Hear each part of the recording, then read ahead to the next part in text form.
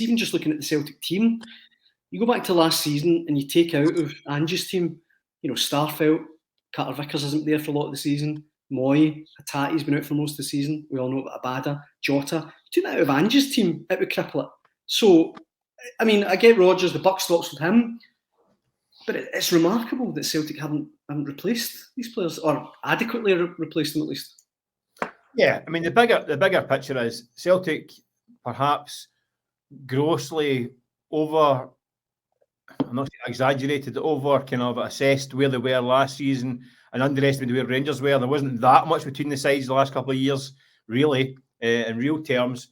The summer window and the January window were both disastrous, really. I mean, they spent money, by the way. They spent 20 million plus, but it spreads so thin on these kind of players with the kind of prospects.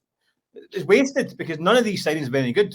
I mean, what the 12 signings made since last summer, I don't think any of them are look any great shakes. I mean, you've got to give Kuhn a bit of time, but first impressions doesn't look that promising. I mean, you've got to give him time. Adamida looks decent enough, but is a class of Celtic player? I don't know. I would doubt it. So the recruitment's been terrible. That's what's caused the problems. You look at that back four in the last few weeks. I mean, it ended up in Park with, was it Bernabei, Scales, Welsh and Ralston? Mm-hmm. Listen, they're all good lads to have in the squad, but that's an Aberdeen or a Hibs back four. That's a back four you could see in an Aberdeen shirt or Hibs shirts. And then when they struggle, you think, well, there's a reason why. When you look at the problem in defence is actually one of the major problems with the team is playing, because the centre defenders they're good lads and all that stuff, but they're not great with the ball.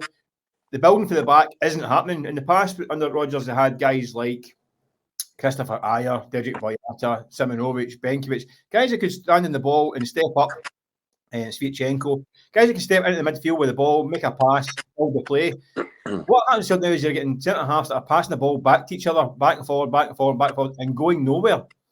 They get to the fullbacks who maybe haven't got the skill set to also break a line and pick a pass.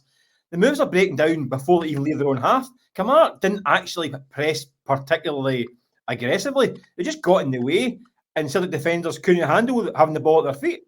And then we did press, hoofed it out the park. And that happened more than one occasion. Sadly, it's been happening all season. They can't build the game for the back. That's a major problem with the team. The wingers aren't producing the goods. They're not getting beyond men. They're not getting to the byline. Poor Kyogo, running up blind alleys all day. He must be blowing sick at the sight of it. It's just a malfunctioning team right now. But it's down to personnel. It's down to recruitment. It's down to the bigger picture, and the day-to-day kind of tactical stuff as well. So it's not working. I mean, you look at the league table, you think 2 points in it, you think this is the start of the race for the line.